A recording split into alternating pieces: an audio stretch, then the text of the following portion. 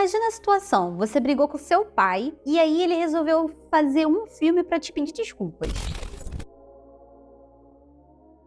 Moji, eu sou a Juliara, esse aqui é o Zona C e hoje vamos falar mais uma vez do Estúdio Ghibli por aqui. Teremos mais uma vez. Eu sei que toda vez que eu posto algum vídeo de Estúdio Ghibli aqui, a galera gosta de assistir. Eu sei que você tá assistindo aqui porque você gosta desse tipo de vídeo. Não necessariamente review de filme, e sim tretinhas por trás de filmes do Estúdio Ghibli que eu acabo trazendo pra cá.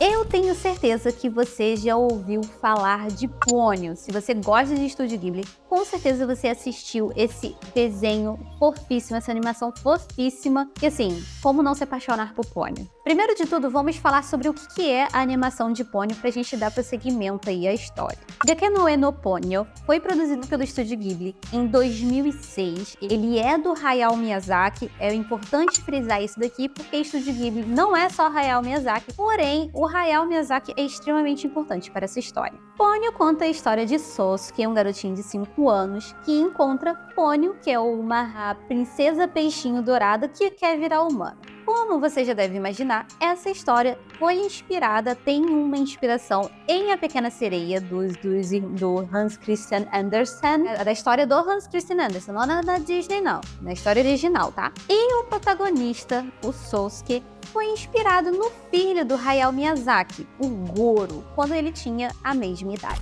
E por mais que o Hayao Miyazaki seja aí um artista extremamente reverenciado e referenciado, muitas pessoas dizem que ele também é uma pessoa extremamente difícil de lidar e de trabalhar, porque ele é muito crítico, tanto com suas obras quanto com as obras dos outros também. E além disso tudo, uma das pessoas que já falou também que ele é difícil de trabalhar foi o seu próprio filho, Goro Miyazaki. Uma outra informação importante aqui a ser falada é que o Hayao é tão crítico, tão cri-cri com as coisas, que há alguns anos ele foi uma das pessoas que criticou o uso de CGI nas obras, tanto nas animações, enfim. Ele não gostava de CGI, para ele desenho tem que ser desenhado na mão, usar CGI estraga a experiência, isso há uns anos atrás.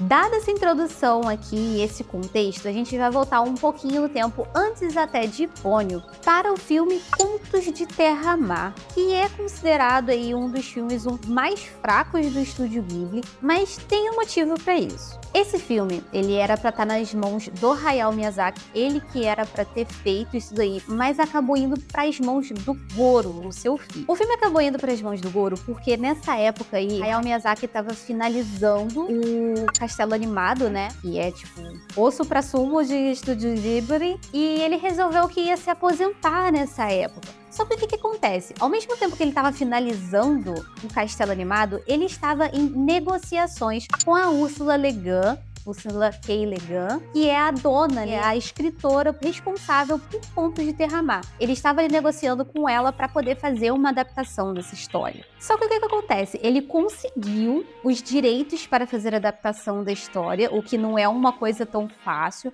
Afinal, Ursula Le Guin é um dos maiores nomes da ficção científica. Ela é referência para muitos escritores de ficção científica. É esse o nível. E aí, nesse meio tempo aí, tinha muita coisa acontecendo, né? A Ursula estava estudando se ia liberar ou não pro Hayao. Isso talvez tenha soado um tanto esquisito. Mas a Ursula estava pensando se ia liberar os direitos da obra de Contos de Terra-Mar pro Hayao Miyazaki animar ou não. E o Hayao estava terminando o Castelo Animado. Castelo Animado saiu, a Ursula falou que podia fazer a adaptação. Só que aí Castelo Animado saiu, Hayao Miyazaki também queria sair junto, ele queria se aposentar. Ele meteu o pé. O que acontece? Eles estavam com a obra de Contos de Terra-Mar na mão e não tinha quem dar conta disso, não tinha quem dirigir a obra. E é aí que entra o Goro Miyazaki. O outro sócio do Estúdio Ghibli, o Toshio Suzuki, ele virou pro Goro e falou assim: cara, a gente precisa que você dirija esse filme, porque a gente tem 2 anos pra entregar ele. E isso ali era 2006, né? E isso ali foi logo depois que saiu o Castelo Animado. A partir saiu o Castelo Animado, 2 anos pra poder entregar Contos de Terra-Mar. E o Hayao tinha saído, então acabou jogando aí na mão do Goro Miyazaki. E aí, nesse ponto aqui, a gente já tem o Hayao dando aquela pegada porque ele não gostou do Goro ter pego a direção desse filme. O Hayao Miyazaki ficou bem indignado do Goro ter aceito essa direção porque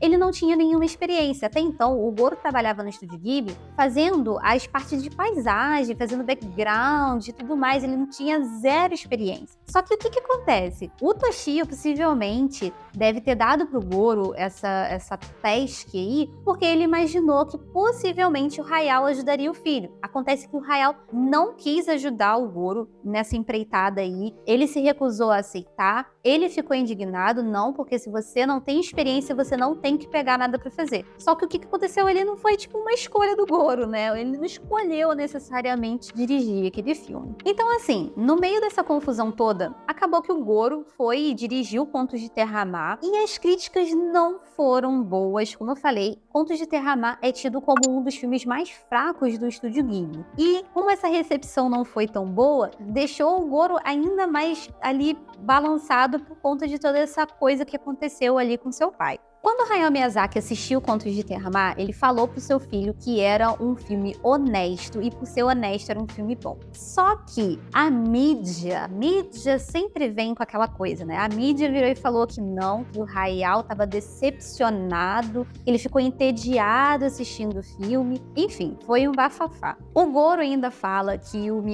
Hayao Miyazaki, ele não ficou muito feliz, né, do Goro ter aceito a direção. E teve uma coisa que ele falou que foi um tanto que me pareceu um tanto dor de cotovelo, né? Que o Hayao Miyazaki, ele lutou muito pra chegar onde ele tinha chegado. Só que assim, a gente entende que o Hayao Miyazaki, ele é um dos maiores nomes hoje em dia da animação. Ele abriu as portas pra muitas pessoas. E o fato do Goro não ter tido experiência e ter pego uma direção, não necessariamente tem algo de errado, porque pra você ter experiência, você precisa fazer aquela coisa. Então, pra ele ter experiência de direção, ele precisava, em algum momento, dirigir algo. Mesmo que não tenha sido no momento bom, né, como foi todo esse caso aqui, ele precisava dirigir alguma obra. Então, acabou que teve toda essa treta aí, e o Hayao e o Goro ficaram muitos anos sem se falar. Não muitos, né, mas ficaram um bom tempo brigados por conta dessa coisa toda. E aí, o filho do Goro, Miyazaki, nasceu,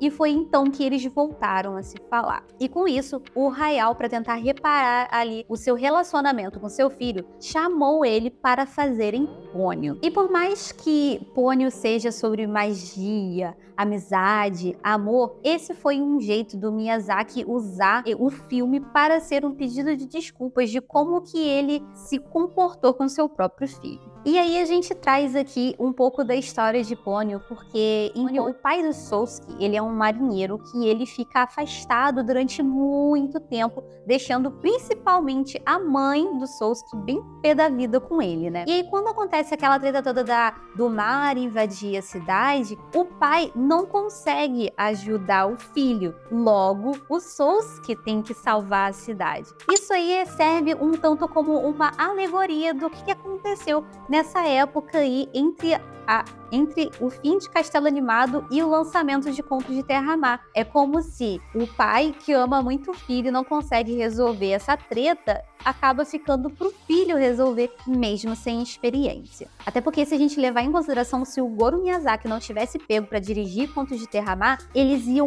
perder uma puta história e também talvez perderiam a credibilidade com a Ursula Le Guin. Tá que talvez não tenha sido lá uma grande obra do Estúdio Ghibli, mas ainda assim eles precisavam honrar o contrato, não é mesmo? Além de toda a história, pai e filho trabalharam juntos na animação de Ponyo. O Goro acabou usando isso daí para melhorar até mesmo suas skills de animação e, obviamente, estudar as técnicas do próprio pai, né? Afinal, Hayao Miyazaki é uma referência em animação, então nada melhor do que aprender com seu próprio pai as técnicas para melhorar o seu trabalho.